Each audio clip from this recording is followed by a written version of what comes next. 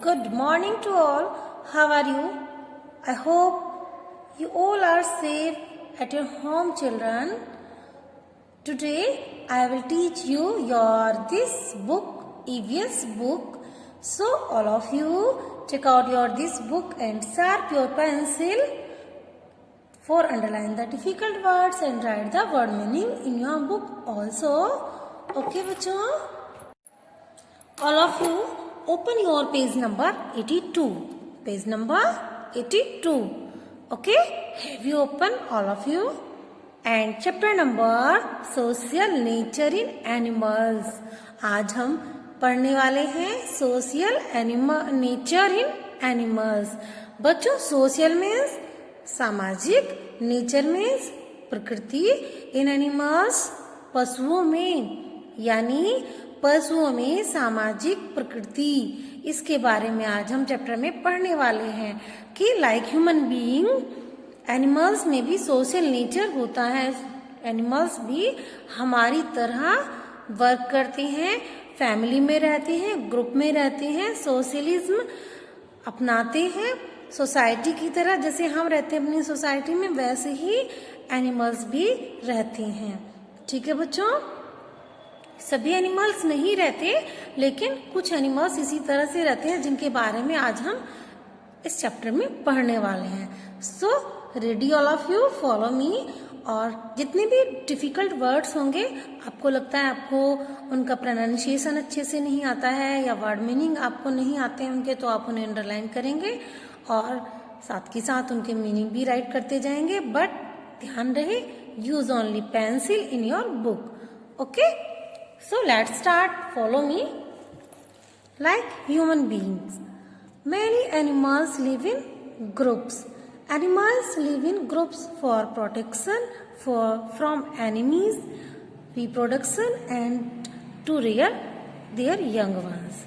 बच्चों, जैसे हम लोग रहते हैं ह्यूमन बीइंग अपने ग्रुप में, फैमिली में, लाइक एनिमल्स भी ऐसे ही रहते हैं। क्यों रहते हैं, रीजन क्या है इसके पीछे कि वे ग्रुप में रहते हैं, फैमिली में रहते हैं। Many animals live in groups, बहुत सारे एनिमल्स ऐसे हैं जो ग्रुप्स में रहते हैं। ग्रुप्स यानी समूह। Animals live in groups for protection from enemies. सबसे पहले तो बच्चों, एनिमल्स जो ग्रुप में रहते हैं उनका जो सबसे पहला फायदा होता है वो क्या होता है, उन्हें प्रोटेक्शन मिलती है एनिमीज से, अपने शत्रुओं से वे सुरक्षित रहते हैं। आप लोग भी जब आप अपने आसपास अपने जानने वाले लोगों के साथ रहते हैं तो आप भी तो प्रोटेक्शन फील करते हैं ना, अपने आप को सुरक्षित महसूस करते हैं। और अगर आप अकेले रहते हैं तब आप उतना सेफ फील नहीं करते हैं, है ना। ऐसा ही है ना, ठीक है। Reproduction and to rear their young ones, reproduction के लिए और अपने छोटे छोटे जो उनके यंग वंस होते हैं, छोटे छोटे जो उनके बच्चे होते हैं, उन्हें पालने के लिए भी उन्हें ग्रुप यानी फैमिली की नीड होती है। जैसे आपकी फैमिली में छोटे छोटे बच्चे होते हैं तो वे एक दूसरे की हेल्प से ही बड़े होते हैं।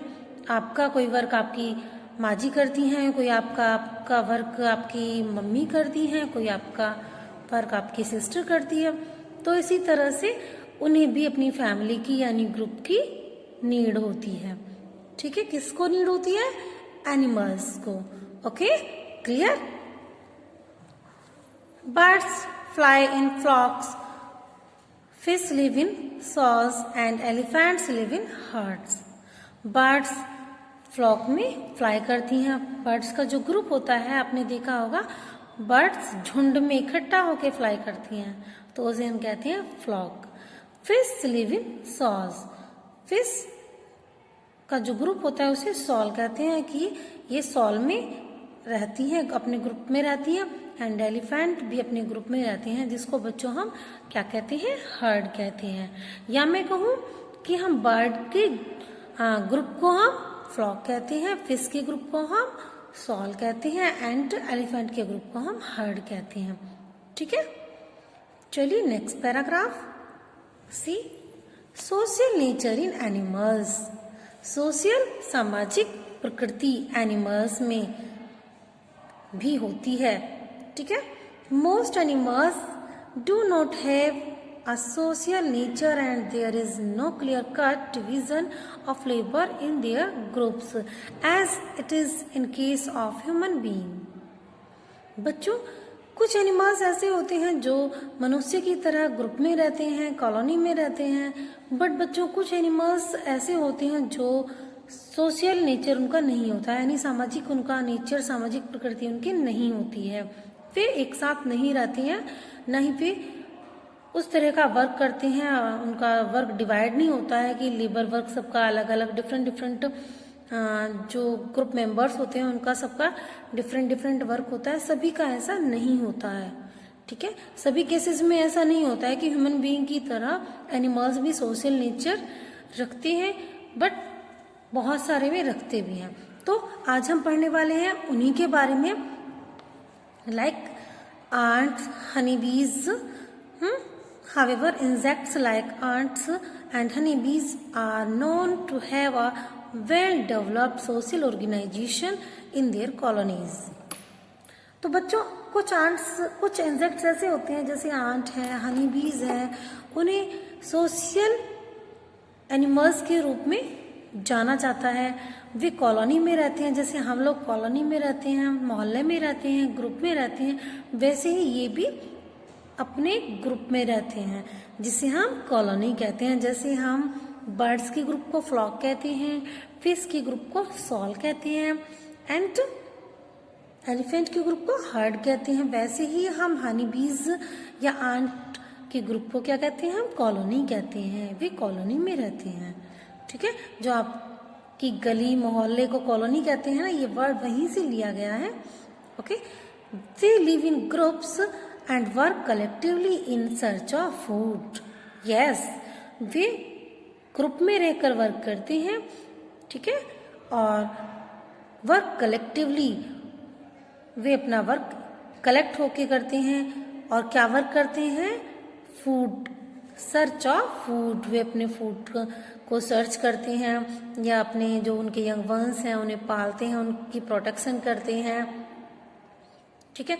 और एनिमीज से भी अपने आप को वे प्रोटेक्ट करते हैं, अपने ग्रुप को, okay. Let's see the next paragraph. Thus they are called social insects. इसीलिए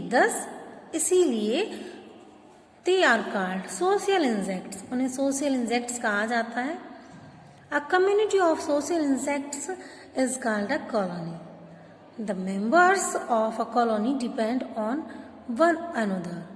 A community of social insects, जो सोशल इंसेक्ट्स होते हैं उनकी जो कम्युनिटी होती है, यानी उनका जो समुदाय होता है, उसे क्या कहते हैं, कॉलोनी कहते हैं। क्या कहते हैं उन्हें, कॉलोनी कहते हैं, ओके। जो सोशल इंसेक्ट्स होते हैं वे जो ग्रुप में रहते हैं, उनकी कम्युनिटी को, उनके समुदाय को कॉलोनी कहा जाता है। The members of a colony depend on one another. जो कॉलोनी के मेंबर्स होते हैं वे एक दूसरे पर डिपेंड होते हैं, ओके। जैसे आप लोग डिपेंड होते हो, वॉशरमैन, मिल्कमैन, डॉक्टर, टीचर, आप भी तो इन सर्विसेज के ऊपर डिपेंड होते हो ना। तो इसी तरह से ये भी अपने ग्रुप में, अपने ग्रुप के मेंबर्स के ऊपर डिपेंड होते हैं, okay. There are almost 10,000 species of ants including black ant, red ant, wood ants and yellow meadow ants. So do you know how ants and bees live together in colonies? आप जानते हैं there are almost 10,000 species of ants including black ant, red ant, wood ant and yellow ants. आप जानते हैं ये जो ants होती है इनकी जो जातियां होती हैं वे कितनी होती हैं, black ants, red ant, wood ant and yellow meadow ant जो है इनकी स्पेसीज बच्चों 10,000 अराउंडेबल होती हैं। Do you know how ants and bees live together in colonies. आप जानते हैं कि आंट्स एंड बीज कैसे एक साथ कॉलोनी में रहते हैं और कैसे कैसे वर्क करते हैं, कौन क्या वर्क करता है, किसका क्या वर्क होता है, आप जानते हैं, नहीं जानते ना। तो चलिए आज हम बताएंगे आपको कि किस किस का क्या क्या वर्क होता है कॉलोनी में। ants. An ant colony consists of a series of underground chambers. These are connected to each other through small tunnels. There are rooms for nurseries, food storage and mating. Some of these colonies are extremely large with millions of ants living together. An ant colony consists of a series of underground chamber. जो ant colony होती है, aunt का जो मोहल्ला होता है, उसमें क्या होता है, अंडरग्राउंड चैम्बर्स बने हुए होते हैं। चैम्बर्स यानी छोटे छोटे कक्ष, वो जमीन के नीचे अंडरग्राउंड सीरीज बना लेती हैं जिसमें चैम्बर्स होते हैं, उनके छोटे छोटे घर होते हैं। ठीक है, these are connected to each other through small tunnel. वे सभी एक दूसरे से, जितने भी चैम्बर्स होते हैं, उनके जो रूम्स होते हैं, यानी वे सभी कनेक्टेड होते हैं एक दूसरे से थ्रू स्मॉल टनल, टनल के माध्यम से, टनल के द्वारा वे सभी एक दूसरे से कनेक्टेड होते हैं बच्चों। There are rooms for nurseries, food storage and mating. जैसे आपके रूम होते हैं ना, guest room, kitchen, bedroom, washroom, है ना, तो उसी तरह से इनके भी रूम्स होते हैं नर्सरी के लिए, यानी जहाँ पर यंग वंस होते हैं, nursery, food storage, mating. Okay, some of these colonies are extremely large with millions of ants live in families. Some of these colonies, इनमें से जो कुछ कॉलोनीज होती हैं, are extremely large, वे बहुत ज़्यादा extremely large होती हैं, बहुत बड़ी होती हैं, with millions of ants, जिनमें millions of ants रहते हैं one family में। ओके, चलिए नेक्स्ट पेज पर। Like a big family, big family की तरह रहते हैं वे। Let's ants divide the work of the colony among them. Ants have 3 distinct classes based on their functions in the colony. Students, like us, हमारी तरह, जैसे हम अपना वर्क डिवाइड करके रखते हैं ना, सभी का वर्क अलग अलग होता है, बिल्कुल हमारी तरह ही आंट्स भी अपना वर्क डिवाइड करके रखती है अपनी कॉलोनी में। Ants divide the work of the colony among them. वे आपस में, अपने आप में वे सभी अपना अपना वर्क करते हैं, अपना वर्क वे डिवाइड करके रखते हैं। Ants have 3 distinct classes based on their functions in their colony. Ants 3 type से अपना वर्क डिवाइड कर देते हैं, 3 पार्ट में अपना वर्क डिवाइड कर देते हैं अपनी कॉलोनी में, अपने फंक्शंस के अकॉर्डिंग। ओके,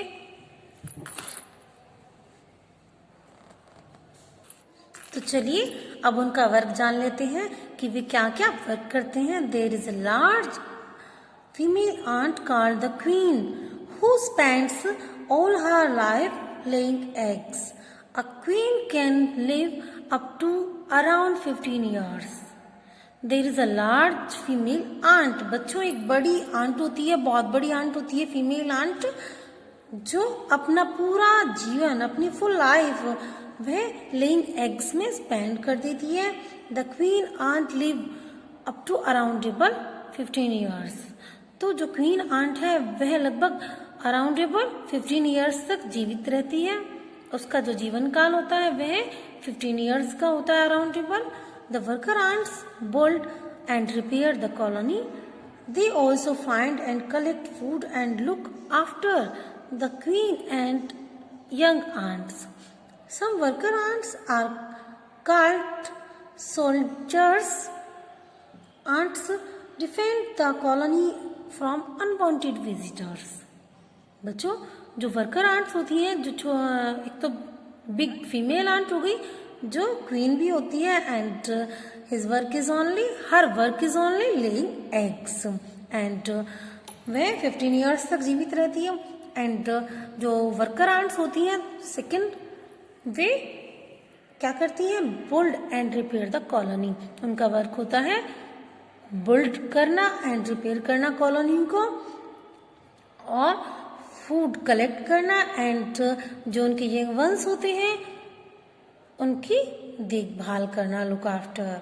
ओके, और some worker ants called soldiers ants, कुछ जो वर्कर आंट्स होती हैं उन्हें सोल्जर्स आंट्स भी कहा जाता है, जो डिफेंड करती हैं कॉलोनी को। किससे? आप किससे करते हैं अपने घर को डिफेंड? हाँ, अनवांटेड विजिटर्स से, यानी एनिमीज से भी सुरक्षित रखती है ये वर्कर आंट्स। उनमें से कुछ सोल्जर्स आंट्स के रूप में वर्क करती हैं। Okay, the third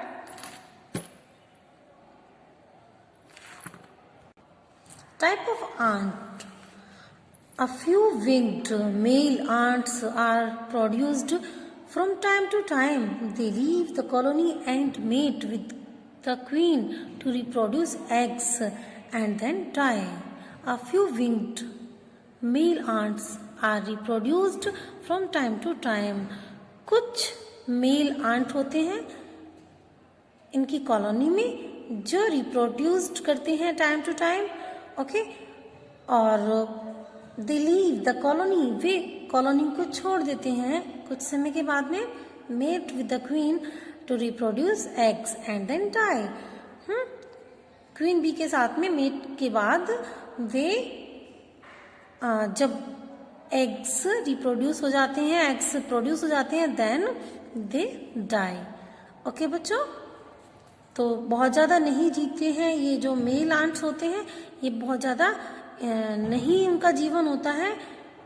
okay, next हम हनी बीज के बारे में जानेंगे। Like ants, they are also social insect, social animals. Like ants, honeybees are also social insects. They live in colonies in a nest called hive. बच्चों, same ants की तरह honeybees होती हैं, वे भी कॉलोनीज में रहती हैं। सोशल इंसेक्ट्स उन्हें इसी बेस पर कहा जाता है, उनका भी वर्क डिवाइडेड होता है। Okay, they live in colonies, वे भी कॉलोनी में रहते हैं। In a nest called hive, उनका जो नेस्ट होता है उसे क्या कहते हैं? हाइव कहते हैं। ठीक है, every hive is home of about 50,000 bees. Every hive is home to about 50,000 bees. हर एक जो हाइव होता है, यानी हर एक जो मधुमक्खी का छत्ता होता है, आपने देखा होगा ना, कहीं कहीं पेड़ों पर मधुमक्खी के छत्ते होते हैं, देखा है ना। तो अराउंडेबल 50,000 बीज उसमें रहती हैं, हर एक छत्ते में, हर एक हाइव में। Okay, the hive is divided into thousands of cells arranged in rows. Each cell has 6 sides. These cells are used to store food, store eggs for hatching, etc. The hive is divided into thousands of cells. बच्चों, जो hive होता है, जो मधुमक्खी का छत्ता होता है, ये डिवाइडेड होता है thousands of cells में, thousands of cells में डिवाइडेड होता है, और इसमें रोज में डिवाइड होता है, ये रोज में अरेंज होता है। एंड ईच सेल है 6 साइड्स, और हर एक जो सेल होती है उसमें 6 साइड्स होती हैं। कितनी साइड्स होती हैं उसमें? 6 साइड्स होती हैं, रो की तरह ही साइड्स होती हैं। These cells are use to store food. ये जो सेल्स होती हैं इनमें यूज किया जाता है फूड स्टोर करने का, यानी हनी स्टोर करने के लिए उनको यूज किया जाता है। एंड स्टोर एग्स, और उसमें एग्स भी स्टोर किए जाते हैं for hatching. Okay, bees are also divided to perform different task. Bees का वर्क भी डिवाइड होता है आपस में, उनके जो डिफरेंट डिफरेंट टास्क होते हैं उसी के अकॉर्डिंग उनका वर्क भी डिवाइड होता है। Like ants. Okay, there is a single queen bee in a hive. Her job is to lay eggs in the hive. It lays around 12 eggs per day. It is the most important bee in the hive. Students, there is a single queen bee in a hive. जैसे कि ants के बारे में बताया कि जो queen aunt होती है, फीमेल आंट होती है, लार्ज फीमेल आंट, उसे क्वीन आंट कहा जाता है। बिल्कुल उसी की तरह हाइव में भी एक सिंगल क्वीन बी होती है जिसे क्वीन बी कहा जाता है। Her job is to lay eggs in the hive, उसका वर्क भी सेम आंट की तरह ही होता है। उसका क्या वर्क होता है? ले eggs in the hive. It Lay's around 12 legs per day. बच्चों ये लगभग 1200 लेग्स 1200 एग्स ये पर डे में ले करती है। And it is the most important be in the beehive. ये सबसे ज्यादा इम्पोर्टेंट बी है बीहाइव में। मधुमक्खी के छत्ते में जो क्वीन बी होती है ये सबसे ज्यादा इम्पोर्टेंट बी होती है। ये अराउंडेबल 1200 एग्स सेती है पर डे के। ओके, द वर्कर बीज collect nectar and feed and take care of the young ones. They also build, clean and guard the hive.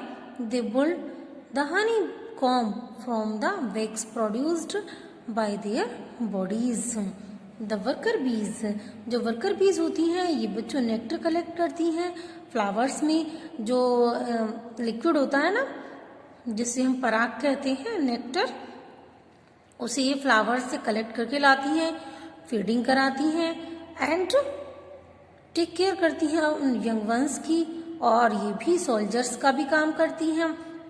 Enemies से अपने उनका जो छत्ता होता है हाइव, उसे एनिमीज से भी प्रोटेक्ट करती हैं, बोल्ड करती हैं, क्लीन करती हैं और guard the hive. Okay, they build the honeycomb को ये बोल्ड करती हैं from the wax produced by their body. उनकी जो बॉडी से एक तरह का वैक्स निकलता है उससे ये हनीकॉम्ब बनाती हैं यानी बीहाइव बनाती हैं। Okay, have you understand about them? Now we know about the drone, the male bee. The drone और male bees help in reproduction. Bees also communicate through pheromones which they pass among themselves through touch. बच्चों drone किसको कहते हैं? Mail बीज को कहते हैं drone. They help in reproduction, way help करते हैं रिप्रोडक्शन में फीमेल बीज की. एंड बीज also communicate through pheromones which they pass among themselves through touch.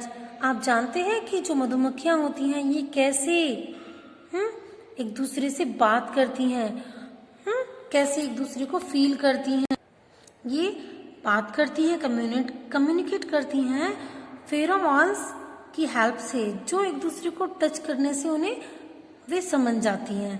Pass among themselves through touch, जब वे एक दूसरे के पास से गुजरती हैं तो वे एक दूसरे की फीलिंग को एक दूसरे को वे फील कर लेती हैं, समझ लेती हैं. ठीक है.